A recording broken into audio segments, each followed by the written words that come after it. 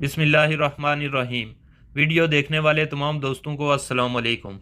ایک شخص اندھیری رات میں فجر کی نماز پڑھنے کے لیے گھر سے نکلا۔ اندھیرے کی وجہ سے اسے ٹھوکر لگ گئی اور وہ منہ کے بل کیچڑ میں گر گیا۔ کیچڑ سے اٹھ کر وہ گھر واپس آیا اور لباس تبدیل کر کے دوبارہ مسجد کی طرف چل دیا۔ ابھی چند قدم ہی چلا تھا کہ دوبارہ اسے ٹھوکر لگی اور وہ دوبارہ کیچڑ میں گر گیا۔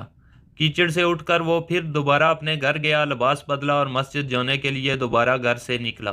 جیسے ہی وہ اپنے گھر سے نکلا تو اس کے دروازے پر اسے ایک شخص ملا جو اپنے ہاتھ میں روشن چراغ تھامے ہوئے تھا۔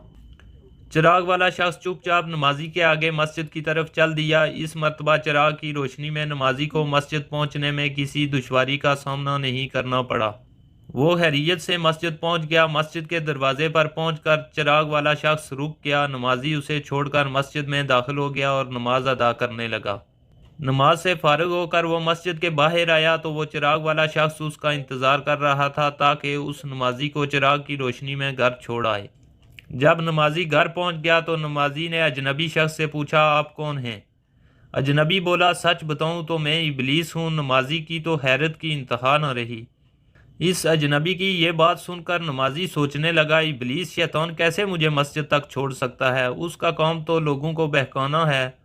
تو اس شخص نے بڑی حیرت کے ساتھ ابلیس سے پوچھا، تجھے تو میری نماز رہ جانے پر خوش ہونا چاہیے تھا، مگر تم تو چراغ کی روشنی میں مجھے مسجد تک چھوڑنے آئے۔ ابلیس نے جواب دیا کہ جب تمہیں پہلی ٹھوکر لگی اور تم لباس تبدیل کر کے مسجد کی طرف پلٹے تو اللہ تعالیٰ نے تیرے سارے گناہ معاف فرما دیے۔ جب تمہیں دوسری ٹھوکر لگی تو اللہ تعالیٰ نے تمہارے پورے خاندان کو بخش دیا۔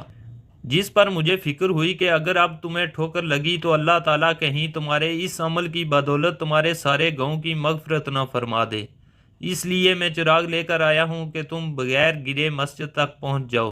اس شخص نے جیسے ہی یہ بات سنی تو اس نے اللہ تعالیٰ کی بارگاہ میں اپنا سر جھکا کر اللہ کا شکر ادا کیا۔ تو دوستو، یہ ہے ہمارے رب کی شان۔ سبحان اللہ۔